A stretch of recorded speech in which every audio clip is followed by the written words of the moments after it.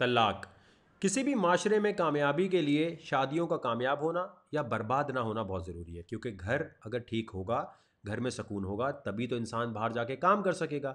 इसके ऊपर मैं आज से एक सीरीज़ शुरू कर रहा हूँ जिसमें बताऊंगा कि किस तरह आपको लड़के और लड़की को जज करना चाहिए। आज बात कर रहे हैं हम कि लड़की वालों को क्या करना चाहिए जब घर पे कोई रिश्ता आता है। मैं जानता हूँ आप में से कुछ साइंसदान आएंगे और कहेंगे कि वकार ज़का आपकी तो अपनी शादी नहीं हुई, अपनी गर्लफ्रेंड नहीं है, तो फिर आप क्यों इस पे बात कर रहे हैं। तो देखिए, क्या आप डॉक्टर के पास जाते हैं और पूछते हैं कि जो मुझे खांसी हो रही है या जो बीमारी मुझे हो रही है, आपको भी ये हुई भी है? नहीं ना। इसी तरह रिसर्च को और शादी होने को अलग अलग रखें। पहली चीज़ ये है कि लड़की वालों को सबसे पहले काम ये करना है कि जहाँ आप अपने इतने रिश्तेदारों को लड़का दिखा रहे होते हैं, आपने 5-6 हज़ार रुपये का खर्चा करना जब लड़के वाले हो आ रहे हो, और एक अच्छा सा साइकेट्रिस्ट बुला के बिठा देना है।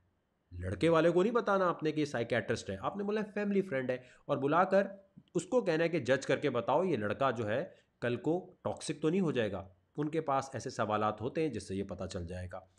देखिए, क्योंकि कोई भी माँ लड़की की इतनी ज़्यादा मतलब टैलेंटेड नहीं हो सकती कि वो लड़के के सर पर हाथ फेरे तो उसको पता चल जाए कि ये जो है मेरी बेटी पे सही तरह हाथ फेरेगा या गलत तरीके से हाथ फेरेगा। तो समझने की बात ये है कि एक साइकेट्रिस्ट का होना ज़रूरी है ये जज करने के लिए कि आजकल के माशरे में जहाँ सोशल मीडिया और इतना सब कुछ चल रहा है, वहाँ पर लड़का किस जहन से आ रहा है। क्योंकि जो लड़का बिल्कुल खामोश होकर बैठा होगा, जी जी अस्सलाम वालेकुम, ये सादतमंद होने की जो एक्टिंग हो रही होती है ना, ये बड़ी खतरनाक आपके लिए पड़ जाएगी। आप कहेंगे इतना अच्छा लड़का है, मुझसे इतनी अच्छी तरह मिल रहा था, ये तो नजरें झुका के बैठा हुआ था, कितना तमीज से बात कर रहा था, तो पहले दिन आके कोई गालम गलोच तो करेगा नहीं आपके घर पे। तो वो आप इस तरह नहीं जज कर सकते कि पहली मीटिंग में ही आपको समझ आ जाए।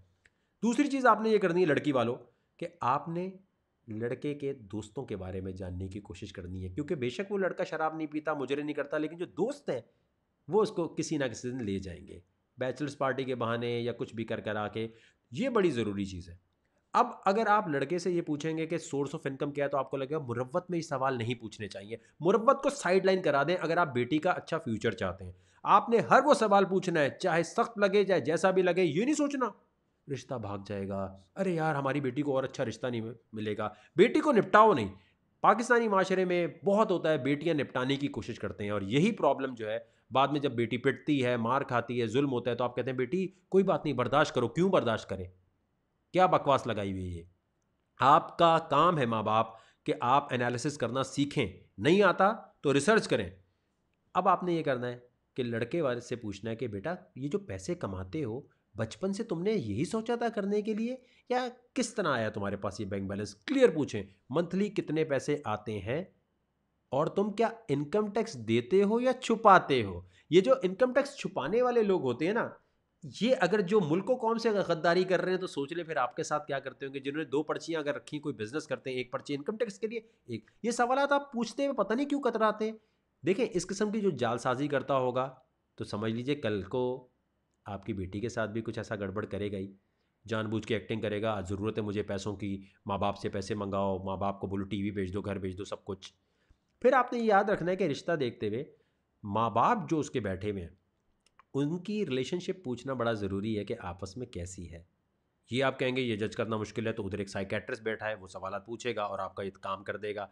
इन तमाम सवालात के बावजूद आपने ये शर्त लाजमी रखनी है कि दोनों का मेडिकल होगा, और अगर कज़न मैरिज है तो फिर तो लाजमी होगा कि दोनों में कोई खुदा ना खास्ता बीमारी तो ऐसी नहीं है, कोई लिवर की बीमारी, कोई कोलेस्ट्रॉल बेग की बीमारी ऐसी तो नहीं है कि जिसकी वजह से प्रॉब्लम आए। लड़की का ओवरी का टेस्ट, लड़के के बाकी टेस्ट, ताकि ये तो पता चल जाए कि इन दोनों की वजह से जो बच्चा होगा उसमें खुदा ना खास्ता कोई थैलेसीमिया या कोई बीमारी ना हो जाए। इसमें बिल्कुल भी कॉम्प्रोमाइज़ ना किया करें। पता नहीं आप शादी करवाते हुए चाय बिस्किट डबोने पे शादियाँ क्यों करवा देते हैं, बाद में बर्बादी होती है। तो मेडिकल तो लाजमी रख लें कि जी लड़के का मेडिकल हमारा वाला डॉक्टर करेगा, हमारी लड़की का जो मेडिकल है वो आप अपनी मर्जी के डॉक्टर से करवा लें, क्योंकि ये अपने डॉक्टर से कुछ भी करवा के ला सकता है।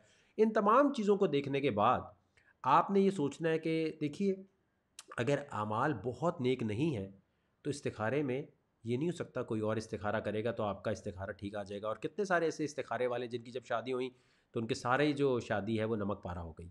तो आपको ये याद रखना है कि आपको साइंस और जो इतने भी ऐसे फैक्टर्स हैं उनको मद्देनज़र रखते हुए रिश्ता करवाना है। आजकल ये क्यों ज़रूरी है, पहले क्यों शादियाँ इसके बगैर कामयाब थी, पहले सोशल मीडिया इतनी ऑप्शंस मौजूद नहीं थी, आजकल तो टिंडर खोलें इतनी सारी ऑप्शंस आ जाती हैं। तो प्लीज़ अपनी बेटी के साथ निपटाने वाला काम ना करें। कोशिश मेरी होगी कि आपको और भी फैक्टर्स बताऊं, और भी रिसर्च बताऊं, और आपको ज़ोडिएक साइन ये किस तरह से इन्फ्लुएंस करते हैं पर्सनैलिटी को, उसके हवाले से भी अपनी रिसर्च बताऊं। क्योंकि स्नैपचैट पे और बाकी जगह पे मैंने बहुत अरसे रिसर्च की इन चीज़ों पे।